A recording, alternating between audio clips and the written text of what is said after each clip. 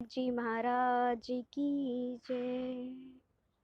एक बार गणेश जी एक छोटे बालक के रूप में चिमटी में चावल और चमचे में दूध लेकर निकले। वो हर किसी से कह रहे थे कि कोई मेरी खीर बना दो, कोई मेरी खीर बना दो। एक बुढ़िया बैठी हुई थी। उसने कहा, ला मैं बना दूं। वह छोटा सा बर्तन चढ़ाने लगी। तब गणेश जी ने कहा कि दादी माँ, छोटी सी भगोनी मत चढ़ाओ, तुम्हारे घर में जो सबसे बड़ा बर्तन हो वही चढ़ा दो।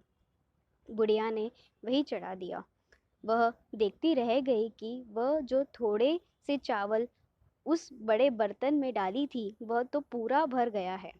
गणेश जी ने कहा, दादी माँ, मैं नहा कर आता हूँ। खीर तैयार हो गई तो बुढ़िया के पोते पोती खीर खाने के लिए रोने लगे। बुढ़िया ने कहा, गणेश जी, तेरे भोग लगाती हूँ। यह कहकर चूल्हे में से थोड़ी सी खीर डाली और कटोरी भर कर बच्चों को दे दी। बुढ़िया की पड़ोसन ऊपर से देख रही थी, तो बुढ़िया ने सोचा ये चुगली कर देगी, तो एक कटोरा भर कर उसे भी पकड़ा दिया। बेटे की बहू ने चुपके से एक कटोरा खीर खाई और कटोरा चक्की के नीचे छुपा दिया। अभी भी गणेश जी नहीं आए थे। बुढ़िया को भी भूख लग रही थी। वह भी एक कटोरा खीर भर कर किवाड़ के पीछे बैठकर एक बार फिर कहने लगी, गणेश जी, आपको भोग लगाती हूँ, और खीर खाने लगी। इतने में गणेश जी आ जाते हैं। बुढ़िया ने कहा, आजा रे गणेशिया, खीर खा ले, मैं तो तेरी ही राह देख रही थी।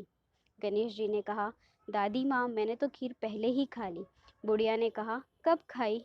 गणेश जी ने कहा, जब तेरे पोते पोती ने खाई तब खाई थी, जब तेरी पड़ोसन ने खाई तब खाई थी, और जब तेरी बहू ने खाई तब भी खाई थी, और जब तूने खाई तो मेरा पेट पूरा ही भर गया। बुढ़िया ने कहा, बेटा, और सारी बात तो सच है, पर बहू बिचारी का तो नाम मत लो। वह तो सुबह से काम में लग रही है, उसने फिर कब खाई? गणेश जी ने कहा, चाची, चक्की के नीचे देख, झूठा कटोरा पड़ा है, और तूने तो मेरा भोग लगाया था, वह तो बिना भोग लगाए ही खा ली। बुढ़िया ने कहा, बेटा, घर की बात है, घर में ही रहने दो। अब बताओ, बची हुई खीर का क्या करूं? गणेश जी ने कहा, नगरी जिमा दो। बुढ़िया ने पूरी नगरी जिमा दी, फिर भी बर्तन पूरा ही भरा था। राजा को पता लगा तो बुढ़िया को बुलवाया गया, और राजा ने बुढ़िया से कहा, क्यों रे बुढ़िया, ऐसा बर्तन तेरे घर में अच्छा लगता है या हमारे महल में? बुढ़िया ने कहा, राजा जी, आप ले लो। राजा जी ने खीर का बर्तन महल में मंगा लिया। लाते ही खीर में कीड़े मकोड़े बिच्छू हो गए और दुर्गंध आने लगी। यह देखकर राजा ने बुढ़िया से कहा, बुढ़िया, बर्तन वापस ले जा, जा, तुझे हमने दिया। बुढ़िया ने कहा, राजा जी, आप देते तो पहले ही कभी दे देते, यह बर्तन तो मुझे मेरे गणेश जी ने दिया है। बुढ़िया ने बर्तन वापस लेते ही बुढ़िया ने जैसे ही बर्तन वापस लिया, वह खीर सुगंधित हो गई। फिर से बुढ़िया ने गणेश जी से कहा कि बची हुई खीर का क्या करूं? गणेश जी ने कहा, झोपड़ी के कोने में गड्ढा खोद कर गाड़ दो। उसी जगह सुबह उठकर वापस देखोगी तो धन के 2 चरे मिलेंगे। ऐसा कहकर गणेश जी अंतर ध्यान हो जाते हैं, और जाते समय झोपड़ी को लात मारते हुए जाते हैं तो झोपड़ी के स्थान पर एक महल हो जाता है। सुबह बहू ने फावड़ा लेकर पूरे घर में खोद दिया तो कुछ भी नहीं मिला।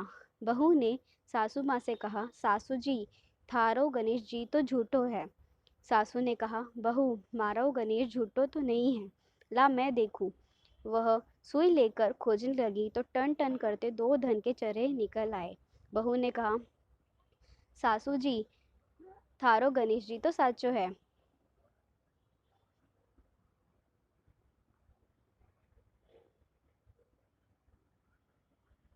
सास ने कहा, गणेश जी तो भावनाओं के भूखे हैं। यह गणेश जी जैसा आपने बुढ़िया को दिया, वैसा सबको देना। आपके कहानी सुनने वाले, पुकारा भरने वाले सभी को देना, हमको भी देना। बोलो विनायक जी महाराज की जय। ऐसी और भी कहानियाँ सुनने के लिए हमारे चैनल पे बने रहे। धन्यवाद।